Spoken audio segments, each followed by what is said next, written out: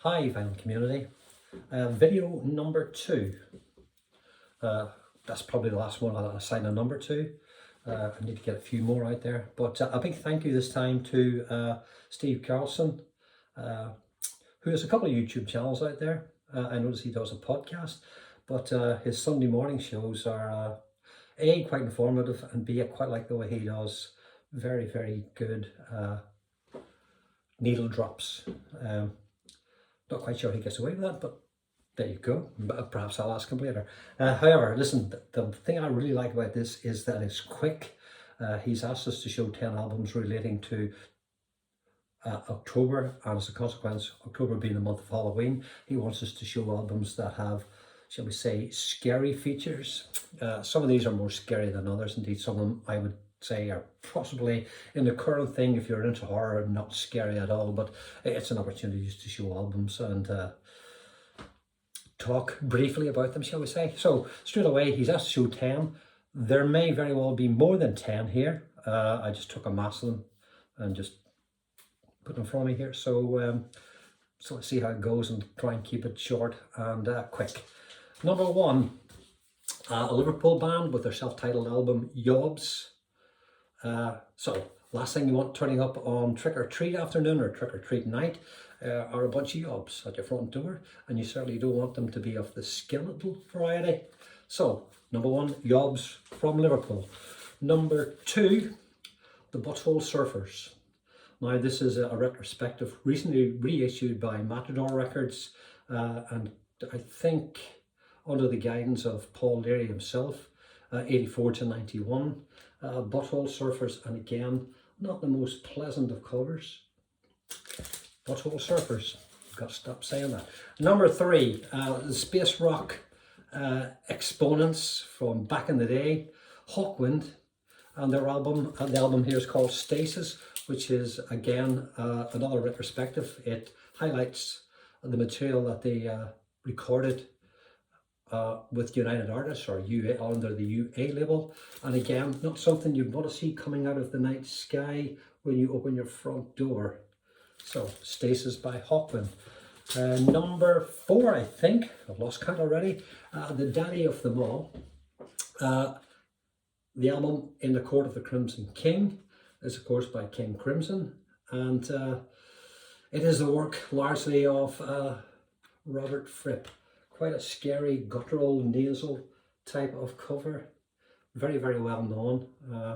There's very few record shops or record retail outlets you walk into without seeing posters of this about the place. So quite appropriate for this month of October. On the subject of things scary, Fripp, who I referred to earlier, Robert of course is currently shall we say adorning YouTube on a Sunday afternoon with his Robert Fripp and Toya Wilcox lunch, where they take a well-known song and, for lack of better expression, mangle it or give their version of it, and it is quite comedic. So also quite harrowing at times. The one proviso I will say here, if you do, or if you haven't already seen it and you decide to go down that path, remember, once seen, it can't be unseen, people. It cannot be unseen. So, next one along is a Scottish band, Nazareth. Expect No Mercy, which is exactly what you shouldn't expect during the Halloween period. And again, a tribute to, in my mind anyhow, Dan Cafferty, great vocalist, who unfortunately we lost quite recently. So, Nazareth, Expect No Mercy. Someone else we lost quite recently too, probably within the last year or so, Mark Lanigan, and this is the Mark Lanigan Band. And this lady here is not someone you would want to show up again on your doorstep any time of day. This is called Radio Phantom, Mark Lanigan Band. Excellent album. Next couple again are a follow on from that, and again I'm lumping them together. Mark Lanigan, of course, prior to his stint, first of all, obviously as a solo artist, but also with Queens of the Stone Age. I had his original band, Screaming Trees. And here you have Screaming Trees.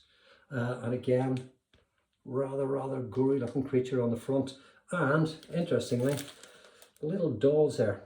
There's something about little dolls and album covers actually, that are quite worrying.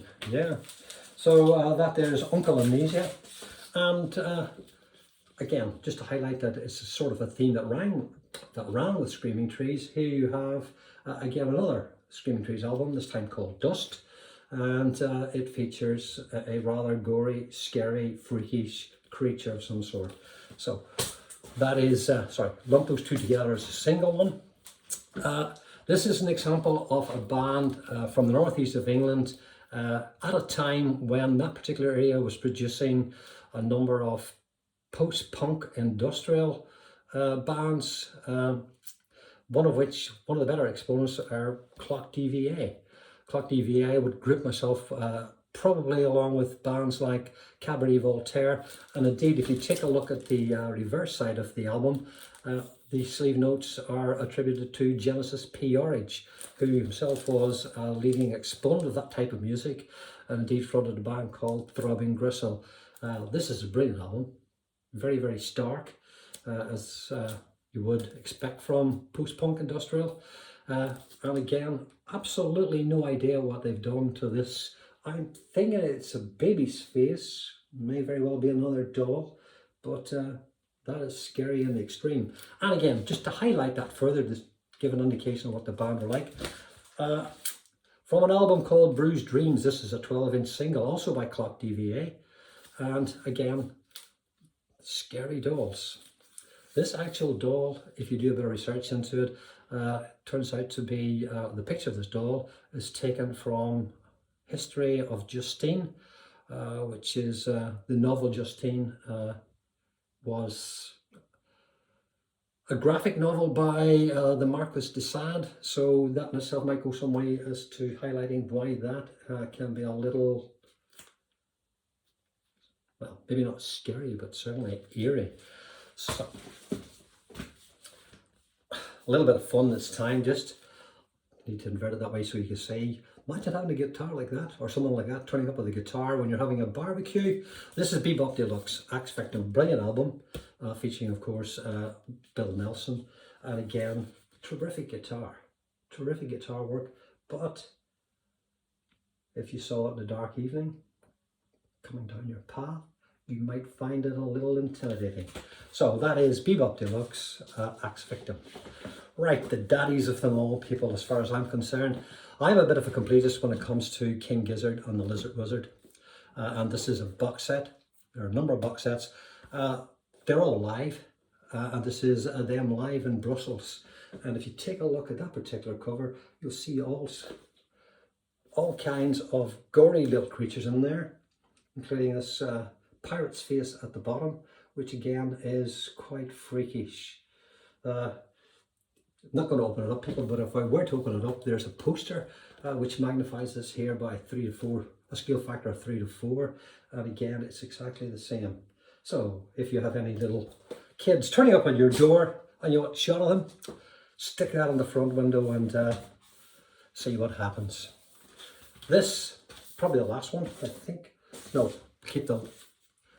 Apologies if I'm probably well over the 10 here at the moment, but this here is a gory looking creature.